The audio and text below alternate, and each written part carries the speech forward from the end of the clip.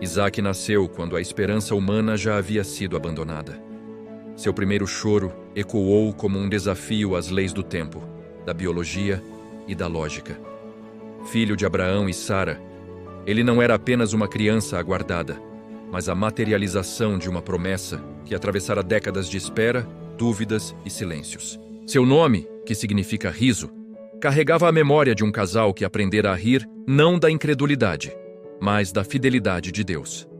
Desde o início, Isaque viveu cercado por expectativas que iam além de sua própria compreensão.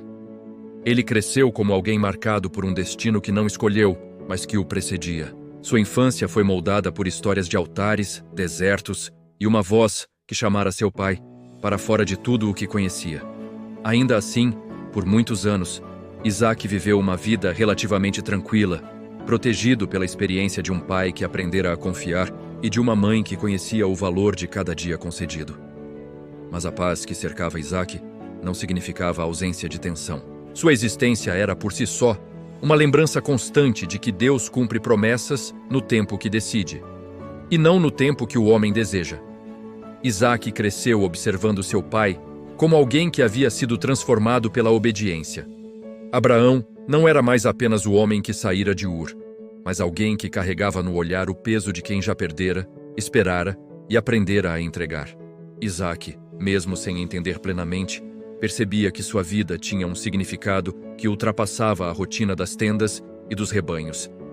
Ele era herdeiro de algo invisível, algo que ainda não se manifestara completamente. Foi então que, em um dia aparentemente comum, a promessa foi colocada em risco de forma inimaginável. Deus chamou Abraão novamente, e o pedido que se seguiu atravessou o coração da família como uma lâmina silenciosa. Abraão foi instruído a oferecer Isaque em sacrifício. Para Isaque, esse chamado não foi ouvido diretamente, mas suas consequências logo se tornariam impossíveis de ignorar. Naquela manhã, o pai acordou cedo demais. Reuniu a madeira, preparou o necessário e chamou o filho para uma caminhada que mudaria tudo. Isaque seguiu sem desconfiança, confiando plenamente naquele que sempre fora sua referência de segurança. Cada passo em direção ao monte era, para Abraão, um confronto interno entre a promessa recebida e o pedido feito. Para Isaque, era apenas mais uma jornada ao lado do pai. No caminho, o silêncio falava mais alto do que qualquer palavra. Isaque carregava a madeira sobre os ombros, símbolo de um peso que ele ainda não compreendia. Em certo momento, ele fez a pergunta mais simples e, ao mesmo tempo, mais profunda: onde está o cordeiro para o sacrifício? A resposta de Abraão não foi uma explicação, mas uma declaração de fé construída ao longo de uma vida inteira. Deus proverá. Isaque aceitou aquelas palavras sem resistência. Ele ainda não sabia que, naquele instante, a promessa e o sacrifício ocupavam o mesmo lugar. Ao chegarem ao monte, o ambiente se tornou solene.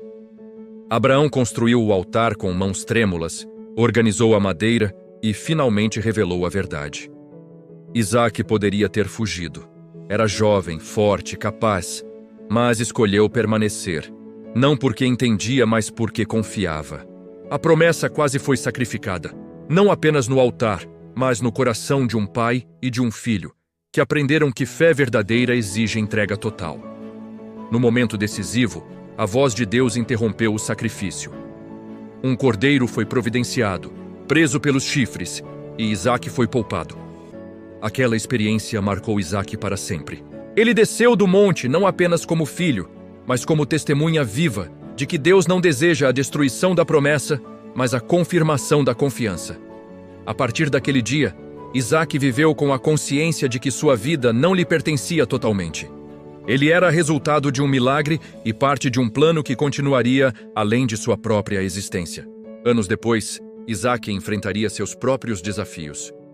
Casou-se com Rebeca, mas novamente a promessa encontrou resistência na realidade. Assim como sua mãe, Rebeca era estéril. O ciclo de espera parecia se repetir. Desta vez, Isaque não buscou soluções apressadas. Ele orou. Aprendera, talvez no monte, que a promessa não se força, se espera. Deus ouviu, e Rebeca concebeu, mas nem mesmo a gravidez veio sem conflito. Os filhos lutavam dentro do ventre. sinal de que o futuro traria divisões. Esaú e Jacó nasceram, diferentes desde o início, e Isaque precisaria lidar com escolhas que afetariam gerações. Ele amava Esaú, o primogênito, caçador, impulsivo. Rebeca se inclinava para Jacó, o mais novo, observador, silencioso. A casa se dividia em preferências, e essa divisão criaria feridas profundas. Isaque envelheceu carregando o peso de decisões mal compreendidas. Quis abençoar Esaú, mas foi enganado por Jacó e Rebeca. A bênção foi dada, e não pôde ser retirada.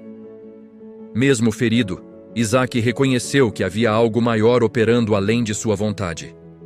A promessa não dependia de sua preferência pessoal, mas do propósito de Deus. Diferente de Abraão, Isaque não foi um homem de grandes deslocamentos ou confrontos públicos. Sua fé foi vivida no silêncio, na repetição, na perseverança diária. Ele cavou poços, enfrentou disputas, cedeu quando necessário e permaneceu onde Deus o colocou.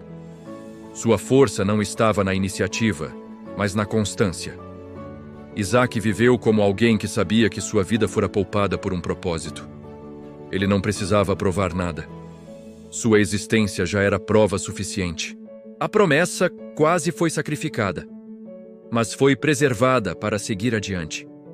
A história de Isaque nos lembra que nem todos são chamados para abrir caminhos como Abraão ou lutar como Jacó. Alguns são chamados para permanecer, confiar e sustentar aquilo que outros começaram. Sua vida ensina que ser promessa não significa viver sem tensão, mas viver com responsabilidade. Isaque foi o elo entre o chamado e o cumprimento, entre a fé que começa e a fé que continua. E talvez essa seja a maior lição de sua história. Deus não apenas cria promessas, Ele as guarda, mesmo quando tudo parece prestes a perdê-las. Se essa narrativa trouxe reflexão e profundidade para você, curta este vídeo e se inscreva no canal para continuar acompanhando mais histórias bíblicas como esta, que revelam propósito, fé e significado através do tempo.